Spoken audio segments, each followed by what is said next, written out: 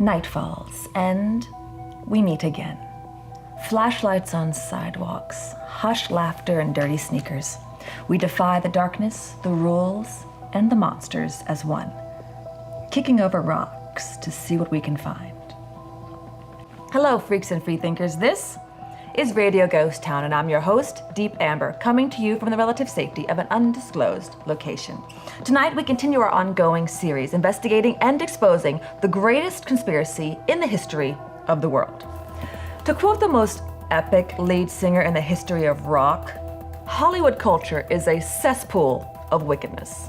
So lace up your high tops, friends. This episode is not for the faint of heart, nor is it for little ears. If you have children, please send them from the room, because tonight we're taking a whirlwind tour of the muck and mire that floods the streets of La La Land. Then next time we'll open up the phone lines and let you all decide exactly which pop culture topic we should zero in on first. We begin with Aleister Crowley, born 1875, died 1947. Whose feculent legacy still lingers like a bad smell. Aleister Crowley was foisted upon humanity in the early 20th century, and the world has been getting sicker ever since. A singularly disgusting individual, the very sight of whom makes me throw up in my mouth a little, he is perhaps the most influential occultist of the modern era. Crowley, who signed himself the Beast 666, lest there be any confusion whose side he was on, penned many books still read today, which he claimed were dictated by dark spirits from the nether realms. And that is the one and only point on which this human pustule and I agree. His writings were and are from the very pits of hell, and teach, among other things, the ritual abuse of children. Yes, that kind of abuse. The summoning of demons to aid one in the ascent to godhood, and the consumption of human blood with other excretions in mock communion. You have seen all the elements of his accursed occult religion, the Lima, acted out on the small and silver screens. They have entered into your living rooms, your consciousness, and they have set up shop there. He knew they would. It was all part of the plan. You see, for most of human history, the dark arts were carefully kept from the masses. Secret knowledge passed down from generation to generation of initiates in the ancient mystery schools. Then, as the first rays of the 20th century began to dawn, our old foe, the Serpent, got a hot new idea. He called it the revelation of the method, and through the likes of Madame H.P. Blavatsky, you remember her, and Aleister Crowley, brought Magick, that's M-A-G-I-C-K, into the mainstream, successfully inducting the unwitting public onto the left-handed path. Hollywood today, the music industry, and influencers across the board preach Crowley's doctrines. His tenets are taught in practically every screenplay. His ceremonies enacted on stages of award shows and halftime shows and sold-out concerts. You want proof? I'm glad you asked. In The World's Tragedy, Crowley instructs his followers to, and I quote, proclaim sodomy as an aristocratic value which our middle class had better imitate if they wish to be smart. And later, let me seduce the boys of England. Look around you. He has indeed seduced the boys and girls, not only of England, but most of the so-called civilized world. Sexual deviancy is enshrined in our culture, practically venerated. Mission accomplished, Aleister. In Crowley's The Book of the Law, the old bag of manure wrote, moreover, the Beast 666 adviseth that all children shall be accustomed from early infancy to witness every type of sexual act, lest mystery stupefy their minds, whose error might else thwart and misdirect the growth of their subconscious system of soul symbolism. Like his father before him, Satan, Crowley was a raging egotist and fancied himself a poet, so let me break that down for you. Crowley instructs the sexualization of children from infancy because he needs to control their subconscious development. Well, check another one off the old perv's bucket list, because those baby-killing, blood-drinking, butt-scratching, nose-picking, knuckle-dragging leftists out there have certainly made that one come to pass. Kindergarten students endure sexual harassment by blue-haired teachers sharing the tawdry details of their personal lives.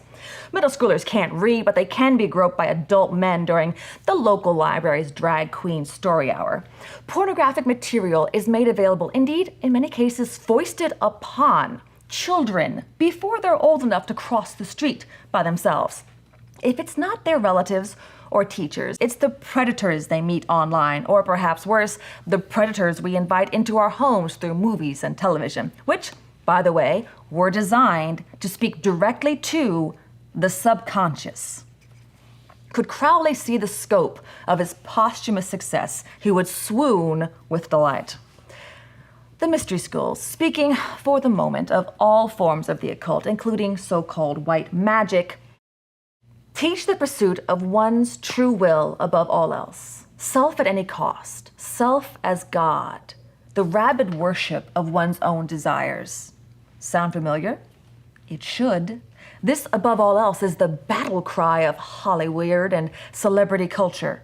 Do what thou wilt, no matter what anyone else thinks, no matter what promises you've made, or what the law of God demands. If it feels good, do it. You do you, boo, or, as Crowley put it, do what thou wilt.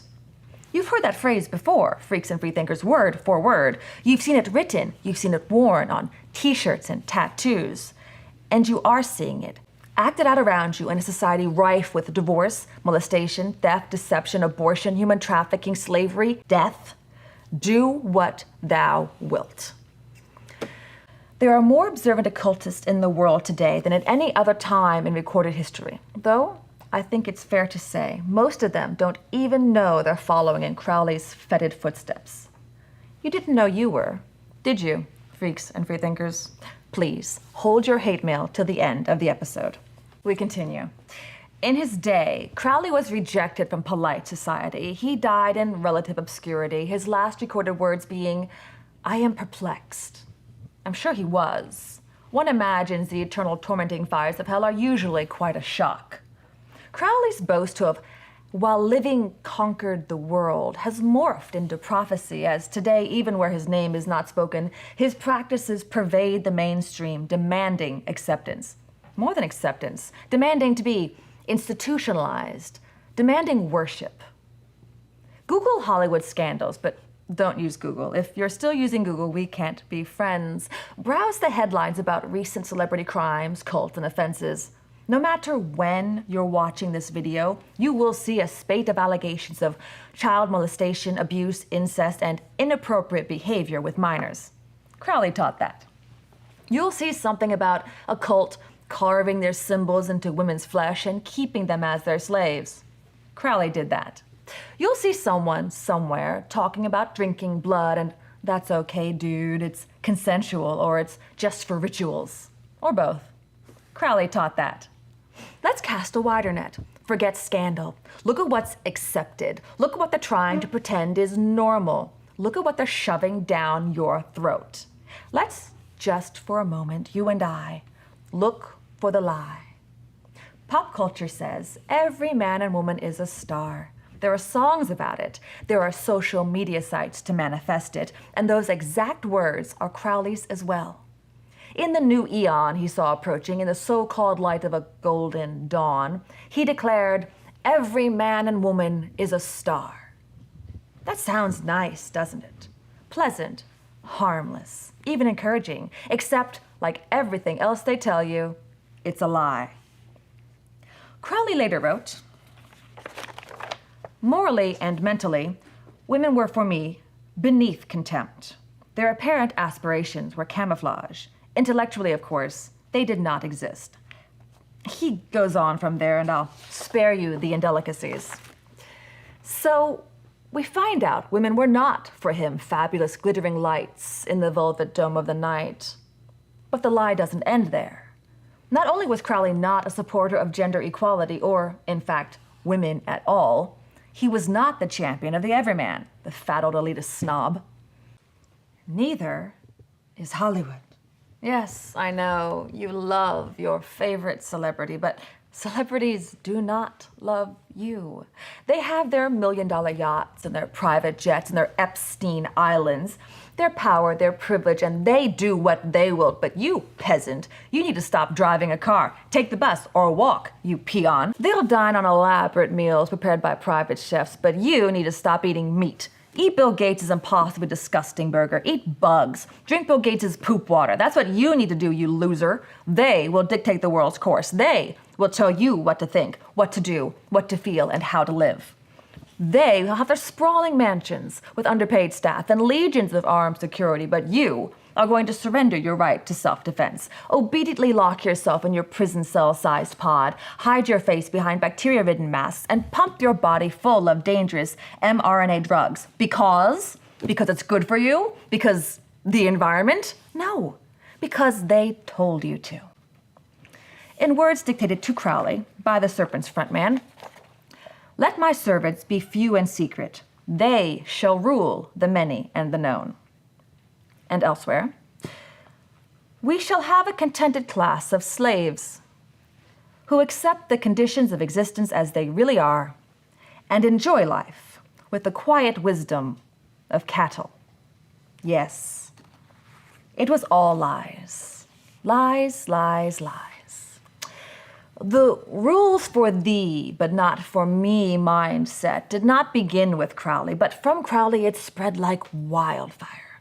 One imagines if the scatological old scumbucket were alive today, he would be the headline speaker at Carl Schwab's World Economic Forum. But we return to the old familiar fact. The serpent is not your friend. Crowley was not your friend. Celebrities, the elites, the 6,000-year-old global death cult, none of them are your friend. Please, in the name of all that's good and holy, stop trusting any celebrity, especially Hollywood celebrities. If Hollywood still accepts them, if they haven't been censored, silenced, and/or booted out, then they're not good people. Good people do not turn a blind eye to the defiling of children, the support of human trafficking, infanticide, medical mutilations, and literal slavery because they just want to make movies, man.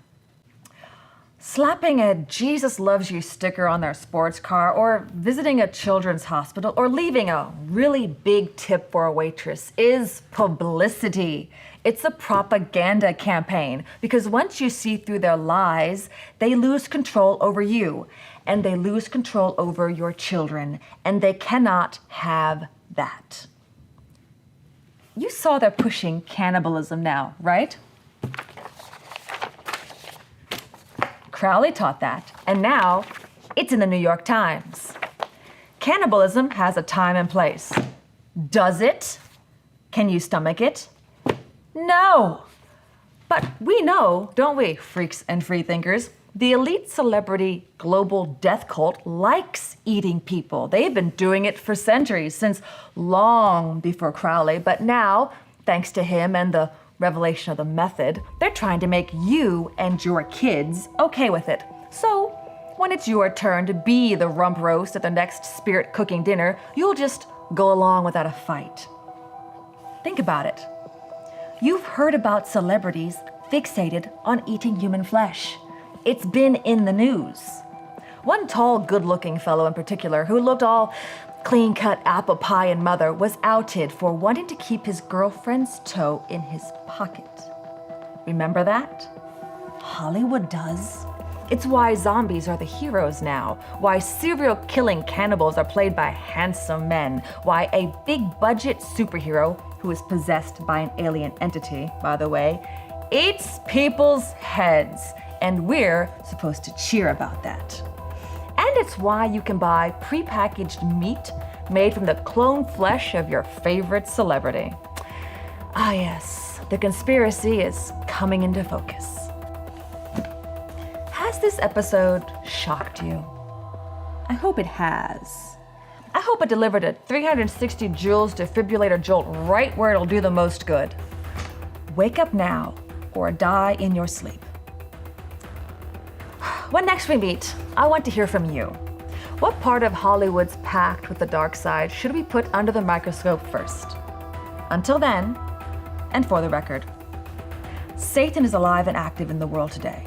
He is your mortal enemy with just one goal: to destroy you, body and soul.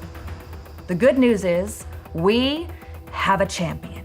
His name is Jesus. Jesus is the only way to God, and the Bible is our only source for absolute truth. Together, they're our only hope for salvation. I'm Deep Amber, and this is Radio Ghost Town.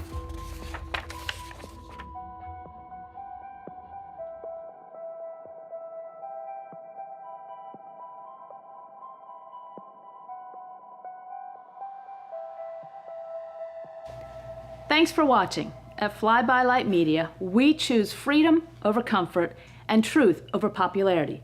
We hope you will too. You can also buy some cool tees and hoodies like this one through the link in the description. And please be sure to check out more videos. Together, we are Fly By Light Media, and we rise to shine.